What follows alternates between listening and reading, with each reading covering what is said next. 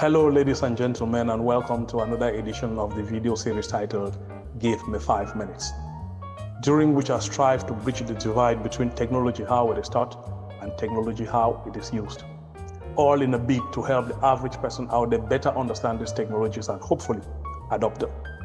Today, I will be talking about blockchain technology. What is a blockchain?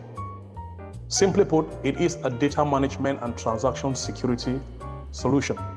It is defined as a decentralized distributed ledger technology. So what is a ledger? A ledger simply is a record-keeping system. Those in accounting, you know this word. But what are the features or the main characteristics of a blockchain? The first, it has to be decentralized. It has to be distributed. It has to be transparent. It has to offer consensus for any decision. And it has to be able to execute smart contracts. So to best explain technology to the understanding of the average person, I would want to take us out of the digital world into the physical world and use examples that are akin to most. In most communities, we have this practice where weekly, fortnightly, or monthly, a group of people come together, they contribute monies to grant to one person interest-free, right? Let's assume 20 people sat in one of such meetings. You would usually have a treasurer or a financial secretary who has a ledger, a physical notebook, and they would write the names of everyone present and the amount that they contributed. That is characteristic of a centralized system because you have just one treasurer or one financial secretary. So it is highly centralized. It is not distributed as well because all that information is entered in a single ledger and it is taken and kept in a single location, the treasurer's house. If something happens and there is a fire, it is done. But then if we want to apply the principles of blockchain into this physical world, that would mean all 20 members in this gathering would all have to have a ledger of their own. And the information that is entered in these ledgers would be exactly the same information replicated across all 20 ledgers. That is a decentralized system. And to make it distributed, at the end of these meetings, everyone would take that ledger to their own house. Hopefully they don't live in the same apartment building. They live spread out in a particular town or village, such that if something happens to one of these ledgers, there are 19 other copies that carry exactly the same information. And if, for example, one person wanted to change their contribution of a day from, say, 5,000 to 10,000 in whatever currency, everybody has to agree and update it in their ledgers. So the change would be replicated across all ledgers. That is consensus building. So basically, this is all there is to blockchain. True, in the actual blockchain, the blocks that carry this information are linked together by what you call a hash, which is basically a crypted system that authenticates new blocks that are being added.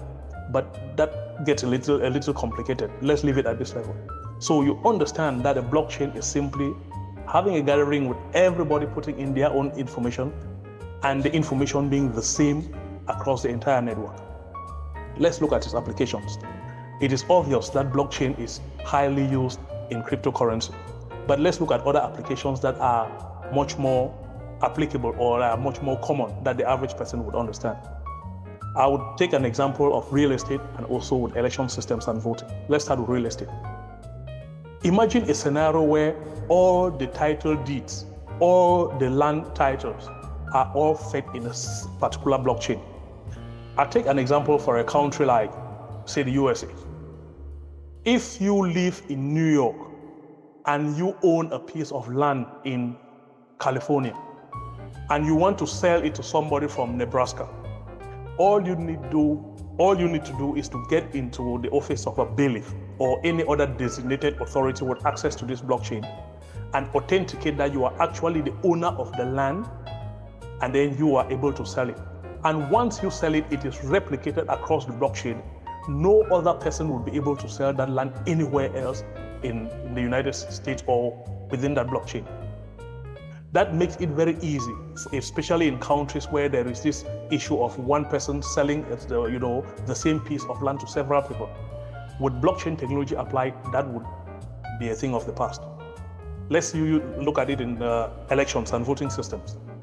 If there is a blockchain where all the stakeholders in an election, in this case political parties, they are all part of that blockchain, and this blockchain is getting info, election tally, as people are voting electronically, all the tallies are being fed and replicated across the blockchain, there will be no way one party can alter the result of the tallies that are coming in, because it will not be replicated in the blockchains of the other political parties.